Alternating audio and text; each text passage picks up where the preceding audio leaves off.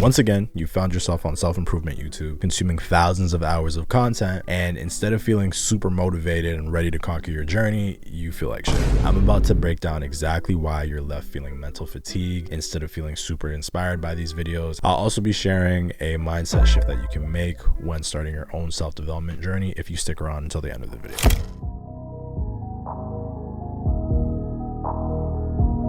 I've noticed a lot of creators on this platform set false expectations about what progress is supposed to be. They'll frame progress and self-development as this linear concept that ensures that as long as you're doing the necessary steps in order to improve or develop yourself, then eventually you'll reach said goal, which is improved version of yourself. The problem with this framing is it illustrates progression as this straightforward concept that you will not have any setbacks, you will not have any sort of challenges or obstacles. And in the case of progression, in the case of development, we know that to not be true. And we also know that's probably the reason why we get on these videos or we start consuming these content and we're left feeling inadequate or left feeling insecure, is because oftentimes our own journey and our own self-development mission is not one that is straightforward. It's not easy. It's not simple. What often happens is when these creators illustrate progression as something that's straightforward, 1 + 1 = 2, we often don't account for things to come up. And when we don't account for things to come up, we weren't prepared for it. And then when these things do happen, when these obstacles do happen, we end up giving up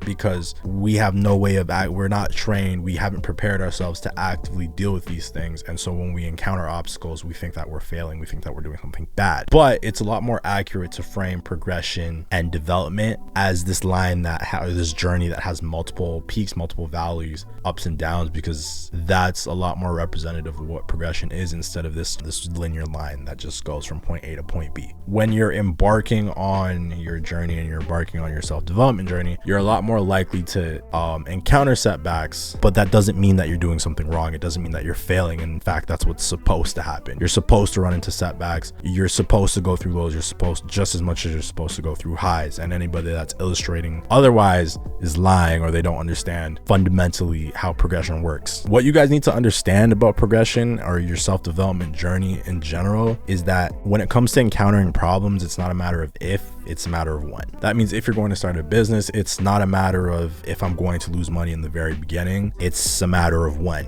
you're going to lose money in the very beginning. And that can be considered down. That can be considered a challenge and obstacle, but it's normal and it's okay. It doesn't mean that you're failing. It just means that these are one of the precursors that are required on self-development on this journey that you're embarking on. Therefore, the metric that we should be using to measure development, measure progress, isn't do we see marginal gains? Do we see a marginal difference from today to tomorrow? It's do we see little increments? Do we see little movements, little step-by-step progress? Am I a little bit better than I was yesterday? Am I a little bit better than I was last week? Am I a little bit better than I was a month ago? For example, if you've created a to-do list and you've only managed to hit the to-do list with about 60% accuracy, that's still 60% better than what you did yesterday. And so you shouldn't feel ashamed for not completing it 100% because 60% is still better than 0. The other thing that you guys need to realize is that progression and self-development, all of these things take time. Regardless of where you are in your self-development journey, it took you many years to get to this point. You had to learn many new things and you had to learn a bunch of new skills. So why would you ever think that all of this or the next version, the next level up could be accomplished in a much shorter time gap, in a much shorter time, when it took you all of these years? For example, I am 24. It took me 24 years to get to this point of knowing what I know now and being able to overcome the obstacles that I've already overcame. So why would I think that I can then reach the next stage in my life within a few months? That brings me to my third and final point, is you need to allow yourself time to accomplish your dreams. You need to be more forgiving of yourself, and you need to allow yourself, give yourself room to make mistakes. Sometimes it takes a while for us to grasp certain concepts. Neither version is more correct than the other.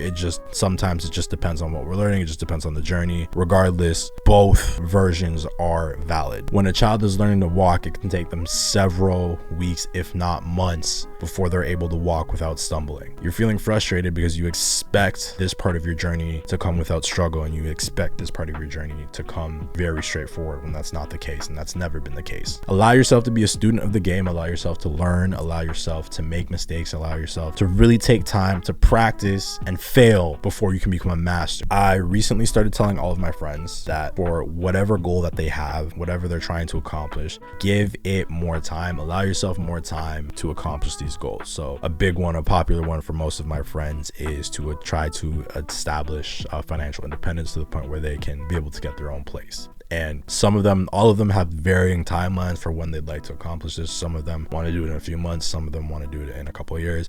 Some of them want to do it by the end of the decade. That's fine. Everyone's journey is different. Everyone's going at a different rate of speed. However, what I often tell them is that if you plan to accomplish something in 2 years, give it 5. If you plan to accomplish something 5, maybe give it 7, give it 10. And I say this not to be pessimistic, but I say it because a lot of the times the next step or the next thing that you're trying to accomplish requires you to learn new skill sets, requires you to learn new habits, really build a new set of discipline that you might not have. And acquiring new skill sets, learning new concepts, all of these things take time. The only thing that's going to happen when you try to condense those timelines outside of what might be realistic for you, you just end up frustrating yourself. Ultimately, in some cases, you end up falling off. So to avoid frustrating yourself, to avoid burning out and stopping, in order to make the mindset shift to feel less frustrated, you really want to be more forgiving with yourself. Progression is not this linear thing. It's ups and downs, which means failures, setbacks, obstacles, they're inevitable.